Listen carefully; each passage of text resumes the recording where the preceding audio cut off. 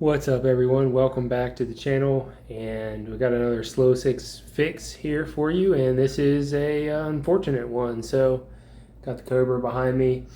Unfortunately, the Cobra is now in hover mode.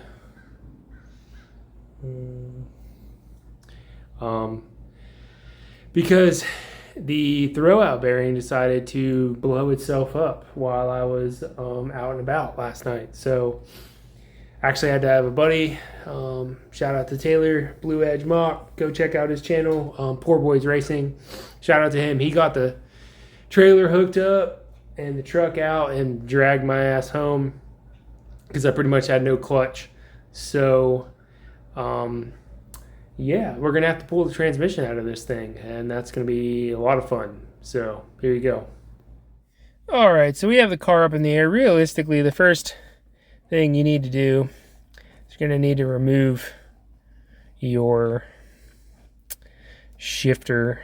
You could probably pull it out of the car with the shifter still attached, but it's just going to be in your way, and it's not super hard to take off. So unscrew your shift knob, maybe.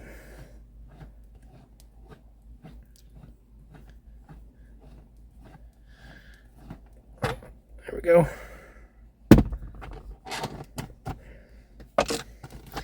And then this thing, it just kind of pops off your shifter bezel. If you kind of just, there you go. It's easy to break the tabs. I will warn you on that. Pop that off. All right, and in my case, now normally your cigarette lighter is right there. In my case, I have my underglow hooked up right there. I'm just gonna pull these out. Oh, and then there's four. I think those are 8mm for your shift boot dust cover thing, and then you'll have to remove your shifter. So hold on one second. All right, so once you have your dust boot off, here's 4 bolts on the shifter. You're going to want to remove the shifter. I want to say these are might be like 12 or 13mm. You're going to want to pull the shifter out. With dropping the trans, the shifter is going to be in the way, so you're going to pull that off. All right, we're moving along. We have the X pipe removed from the car. So that's one of the other steps. You're going to need to take your exhaust off. And I'm thinking the drive shaft, I should be able to just drop it in between the flow tubes and my mufflers and not have to take the cap back off. I started removing my drive shaft loop. And I've got all the harness disconnected off the transmission. So there's a few plugs you're going to need to unplug. That's the, I think that's the speedometer thing. And then the pickup. And then right above that should be your reverse gear lockout solenoid. Rear O2s, you're going to want to unplug those. And then there's another one on this side of the transmission, kind of over in the front there. I don't remember what that one's for, but you're going to want to unplug that. And also going to need to pull that out of harness. Front O2s probably can stay where they are. And here's the fun part. So if you have long tubes, such as I do, you may or may not be able to get the transmission out without removing the headers, or at least loosening one of them. Your mileage may vary depending on brand of headers. I am hoping that I don't have to do that. So what I'm going to do is I'm going to actually separate the transmission from the bell housing and take it out that way, rather than trying to take it out all out as one piece. That's kind of the way I've always done it, since these are separate bell and transmission, so it's a little easier that way. As far as transmission goes, there's like 8 bolts. There's 2 there. There's 2. Zoom in. 2 kind of like on the sides. There's one there. There's one like kind of above it. And then the last two are the interesting ones. They're kind of like right up top. Kind of like on the floor of the car almost. When you take the transmission mount, let's back out. When you take the transmission mount off, that is going to allow the transmission to drop down some. Well, that'll give you a little bit of room to hopefully try and get to those two bolts. So yeah, this thing's almost ready to come out. We're going to drain the fluid out of it. That's a step you probably don't really need to do, but I'm going to do. Just because I'm not sure if I'm going to have to take the front case cover or whatever, the front of the transmission off to see if I need to do anything with the input shaft or not. I'm not sure yet. So I'm just going to drain it anyways while it's still in the car. It's going to be a little easier. Here's your drain plug. It's just like a 3/8 drive deal. We just crank that open. So I'm going to drain that out, and then we're going to remove the drive shaft, and then we can take this trans mount out and then let the transmission dangle a little bit, and then we can try and get the transmission out, which is fun.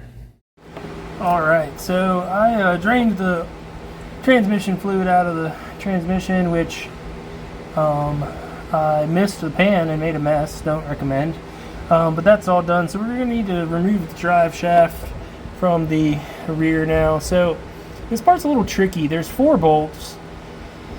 What you're going to do is you're going to want to put the e-brake on, crack one of the bolts loose, and then basically take the e-brake off, spin the drive shaft by hand so that you can get to the next bolt, and just kind of do that 4 times until you get them all loose so you can pull this out. Now, the tricky part is these are kind of a weird size, and you typically cannot fit anything other than a wrench. So these are a 12 millimeter 12-point bolt, and they're easy to kind of strip if you have the wrong wrench or anything. Because of how the orientation of the drive shaft is, you typically can't get a socket in there unless you have a set of like U-joint wobble sockets, which I do not.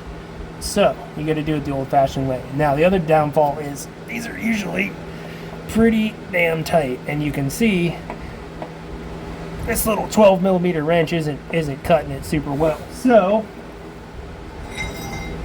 that's where you're going to get yourself a nice cheater bar. I like to use the end of my jack handle so that we can crack this puppy open.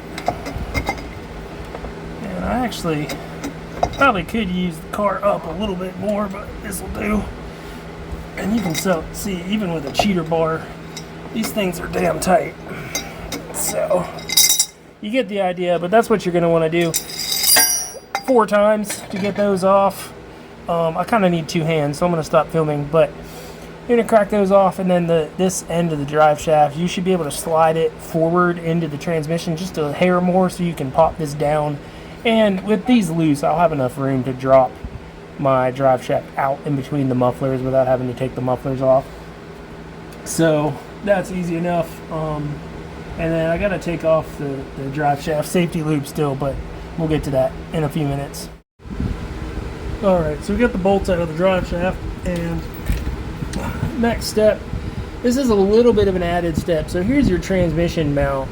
There's going to be 2 bolts in here and 2 bolts on the body of the car. These 2 are going to hold it to the trans mount with the bushing. These 2 are going to hold the mount to the car. But in my case, I'm going to need to remove these first so I can take out the drive shaft loop that's right here. That's my Stifler's drive shaft loop. So I'm going to knock these out, and then you got to be sort of prepared, because once you unbolt this from the frame of the car, the transmission is going to kind of drop down some. So you want to be careful you don't like smack yourself in the face with it. It's not going to like fall out or anything, but it is going to drop down a multitude of inches. So you may want to have a jack underneath it when you start messing with this stuff.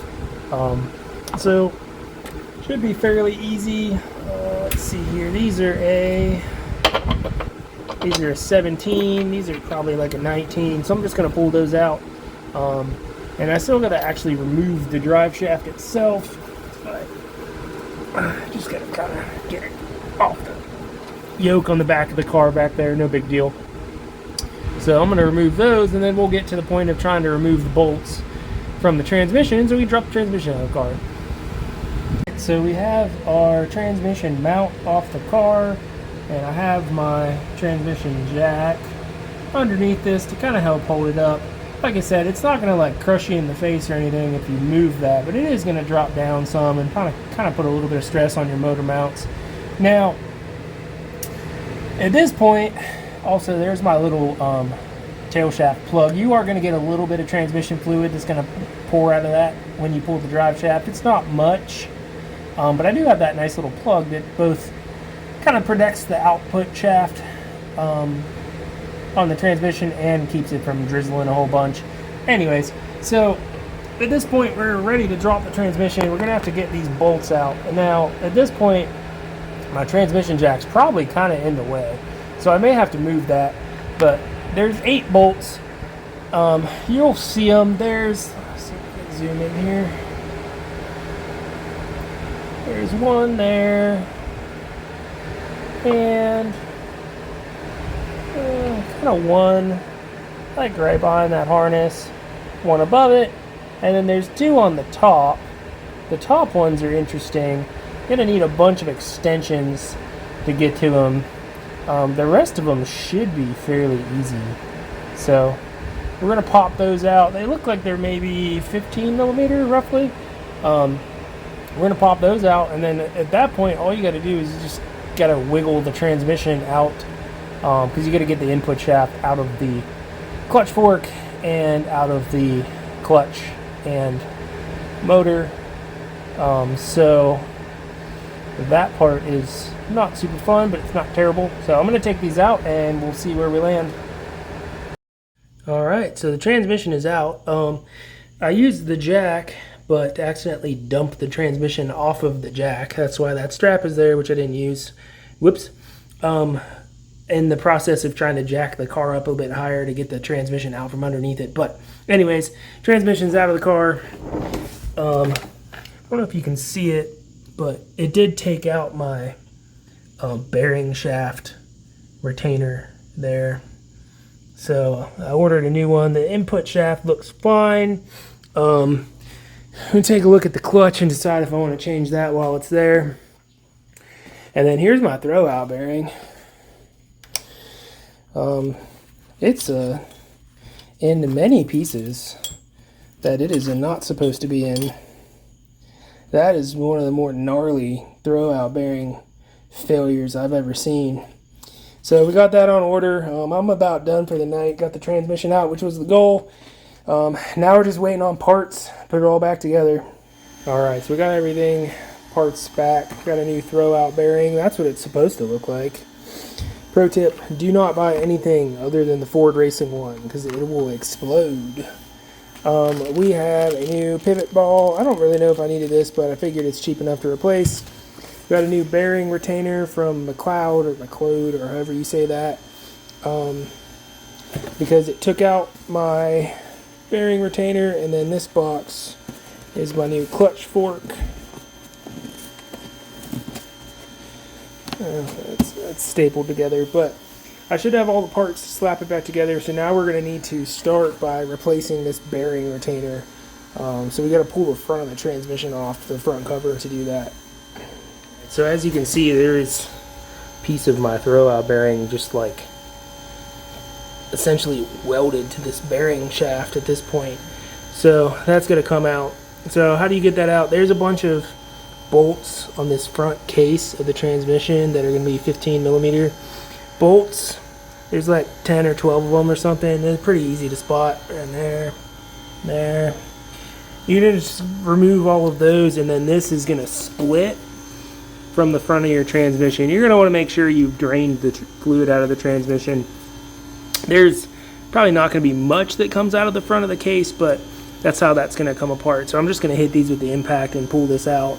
And we're going to have to try and get that bearing retainer off. because it's destroyed.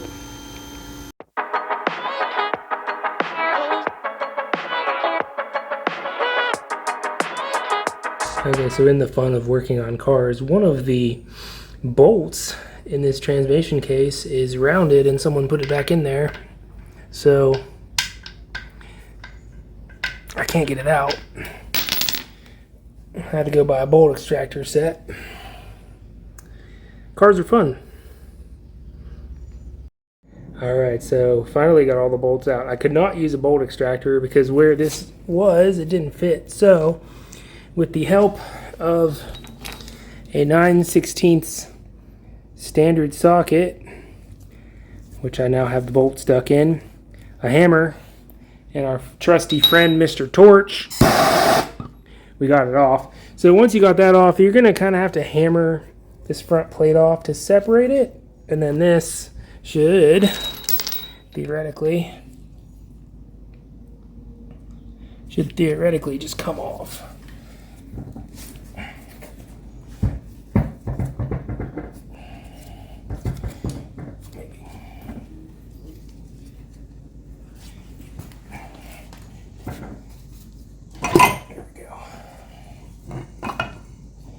Just be careful, your input shaft might just kind of fall out a little bit. There you go. Put that back where it needs to be.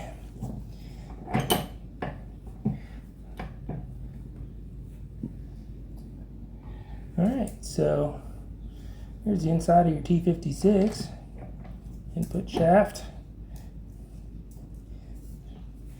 And now we're going to have to hammer out this old bearing, and you know, for some reason somebody put an ungodly amount of RTV on this thing, which is why it was so hard to get out, but it is what it is. So what we're going to do now should be able to just kind of hammer this thing out.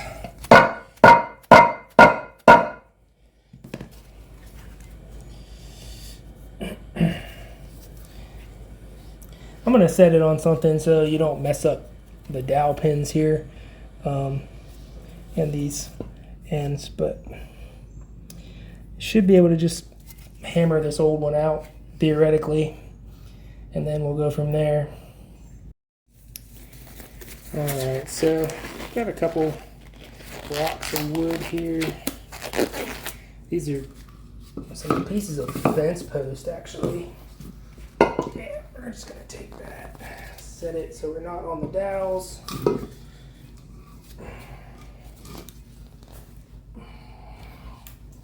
Yep, that should work. Let's see if we can hammer this thing out. Alright, that worked out okay. I ended up using the sledgehammer. And, oops, there's my old bearing retainer.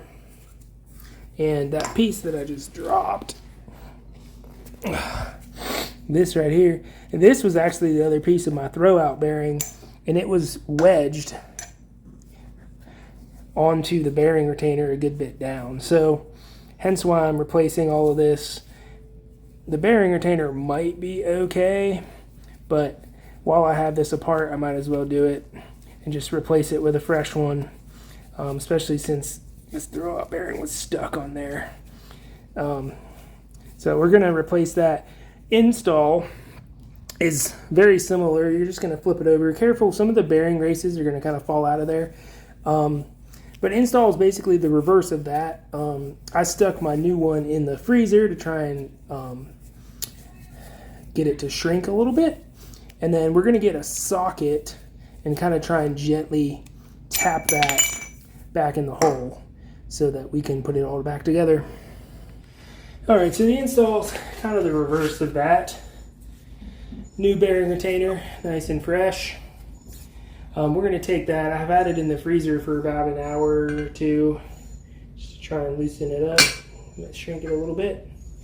We're going to drop that in the hole, and then you're going to have to kind of essentially hammer that, press that in. So you're going to want a big socket. This is a 1 3/4 socket, which fits, is roughly about the size of that. And then you're just going to want to carefully tap that in.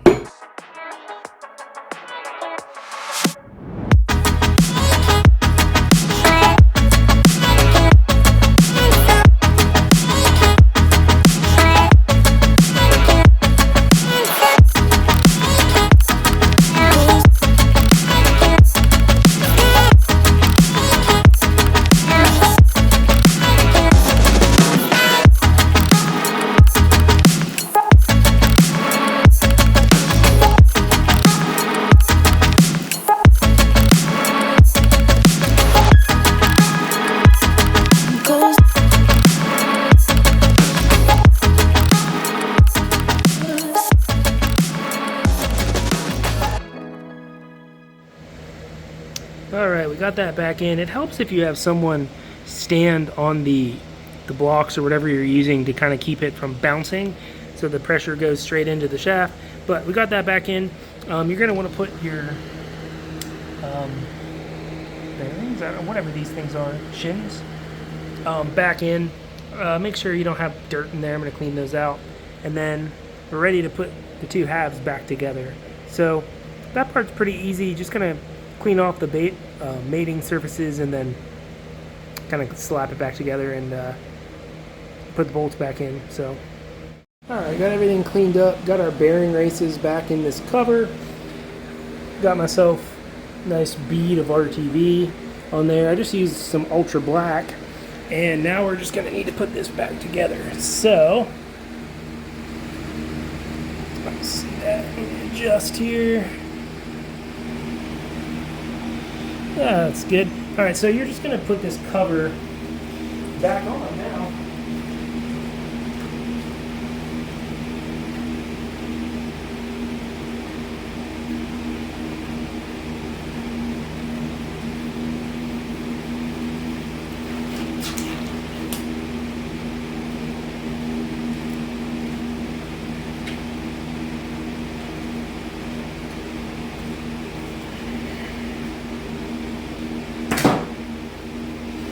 Alright, so you're going to want to pay attention to the cover in terms of how it goes on. There's two dowel pins. There's one there. There's one at the bottom in the middle. And then these two pins or whatever these are, you're going to have to line up. So I'm just going to slide this on carefully. Make sure your input shaft doesn't fall out or anything.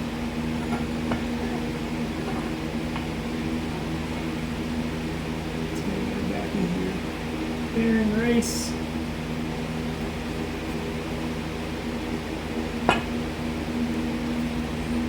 A little.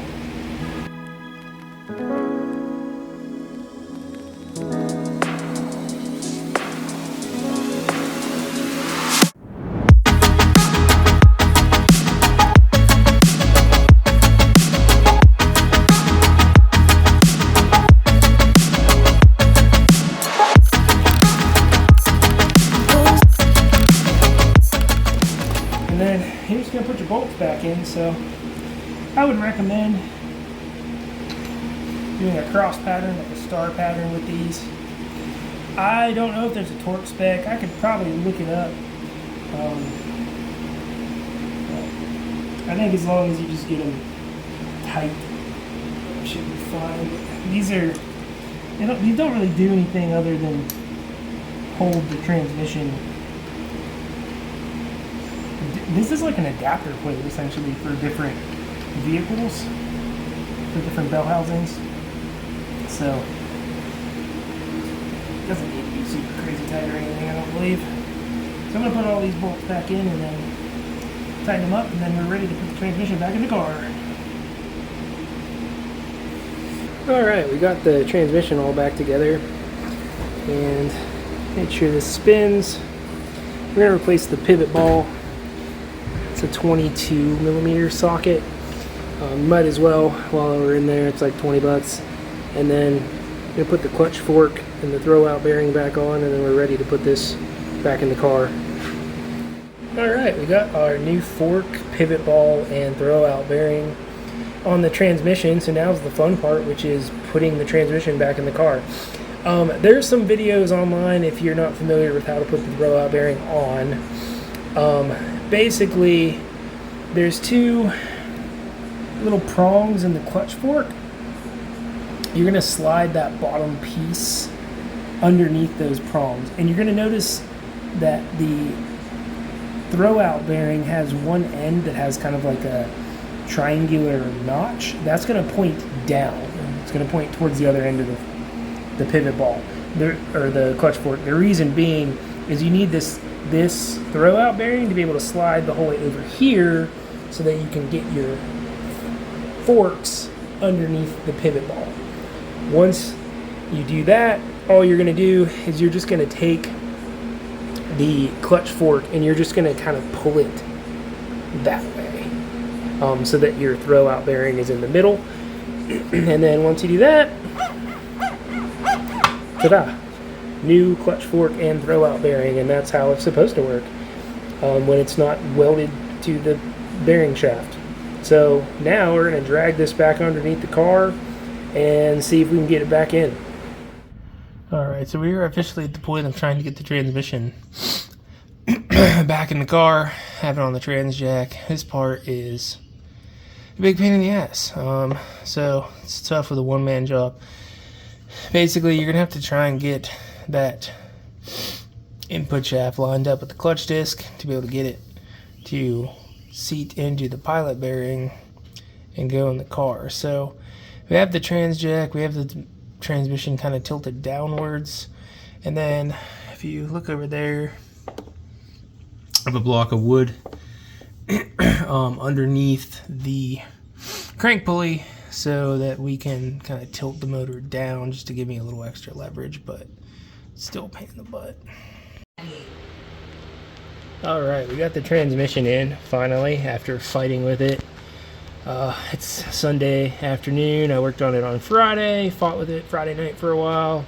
Kind of took the day off yesterday, hung out with some friends, but got it in. The key is, and I don't know if this helps anybody, there's kind of my angle of the transmission. I'm about 6 inches dropped down from the shifter hole.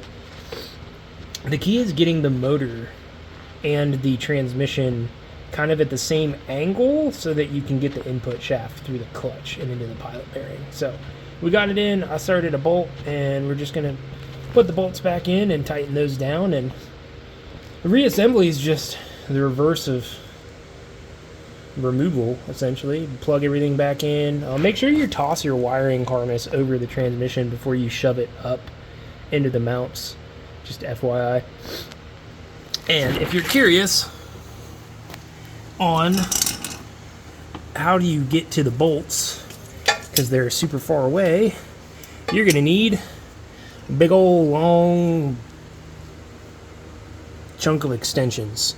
I got like probably 3 feet of extensions to reach the top bolts. They're pretty hard to get to. So I'm going to start bolting this back up, and then we'll put the drive shaft back in. Well, I guess we'll put the transmission mount back on the frame, and then we'll put the drive shaft back in, and then we'll go from there. Alright, we are nearly done. I'm just going to torque down the transmission cross braces, and once again, mine's a little different because I have this drive shaft loop. Then I can pull this transmission jack out, and we're going to put the drive shaft back on, and the exhaust, and the shifter, and fill the transmission full of fluid. I'm going to fill it through the shifter. It's easier that way than trying to fill it through the fill hole. And then we're about done. Alright, we're officially at the point of putting transmission fluid in the car. I prefer to fill it through the shifter if you have the shifter off. It's just a lot easier. I got a funnel in there. Got myself some Dex Merc. And then there's a fill plug on the bottom of the transmission that you can pull out. It's labeled. It literally says fill. It's just a 3/8 drive. Take that out. You're going to want to fill the transmission until you get a little bit of fluid drizzling out of that hole. The book says it takes 4.1 quarts. So about a gallon. There's probably still a little bit in there. So that should be about right. Alright, we're almost done with this project, but I did hit another snag. So I'm having some issues with getting the clutch cable adjusted. So this thing has a firewall adjuster. and a clutch quadrant in the car. It looks to be UPR stuff, and the quadrant is a triple hook. So if you're familiar with these, factory one's a piece of plastic. The aftermarket ones are usually some sort of billet aluminum, and they typically have, some of them have more than one hook, so you can hook the clutch cable into a different position if you want. So this firewall adjuster is screwed all the way into the firewall, which means that's as loose as you can get the cable. Now, that's on the middle hook. I tried the first hook. I had to screw the firewall adjuster way out, and I still could not get the cable tight enough to have enough tension to pull the clutch fork in far enough to disengage the clutch. So the reason this might be an issue, and might be the reason of my premature throwout bearing failure, is that the clutch pressure plate fingers are kind of touching the throwout bearing, or the throwout bearings touching the fingers more so. Allegedly, that's okay, but I think there might be too much pressure on them. So I ordered a Maximum Motorsports clutch quadrant. For right now, I'm going to put it back together and just see what happens. This is how it was set up when I got the car, and it seemed to work fine. If you take a look at my clutch pedal, ignore the mess. It's pretty stiff. There's not really any play to it, and typically you want a little bit of give to the pedal. There's maybe an inch or two before you start to have to really give it some pressure and start to disengage the clutch. So I don't think that's right. But I couldn't get this clutch quadrant set up any differently by using the different hooks. So I'm just going to slap it back together, and we'll replace the quadrant later, I guess, and see what happens. So yeah, that's fun. In terms of my clutch cable adjustment and not being able to get it correct, I ordered a Maximum Motorsports clutch quadrant. That's going to be your top piece. The UPR with the 3 hooks is going to be what was on the car. So I'm going to show you why I'm running into issues. So if I line up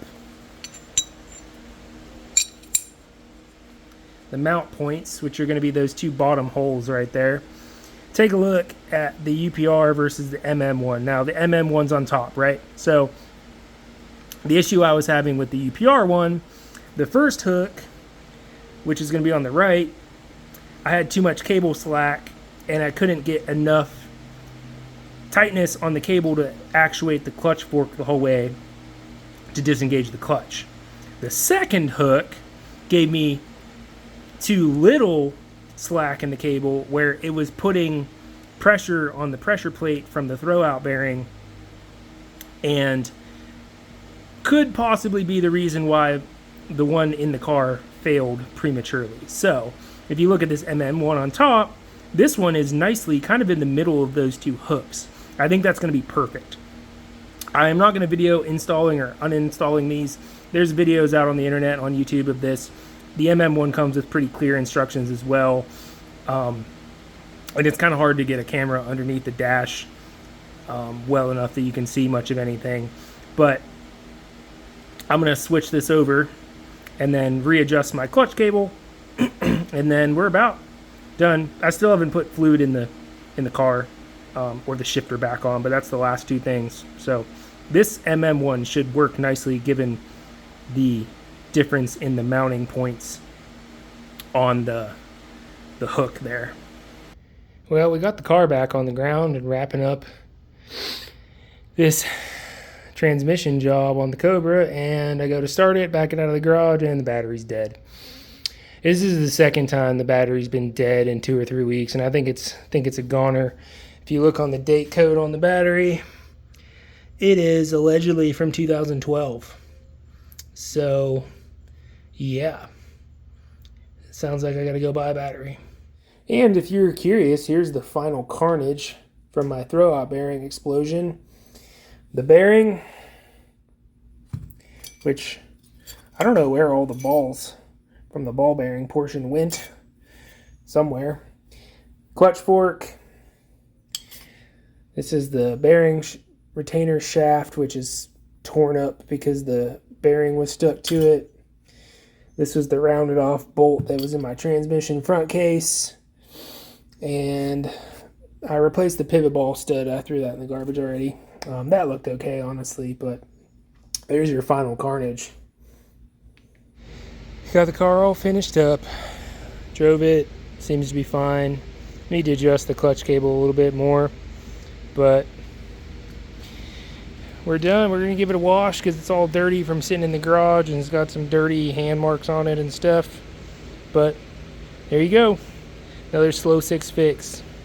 Peace.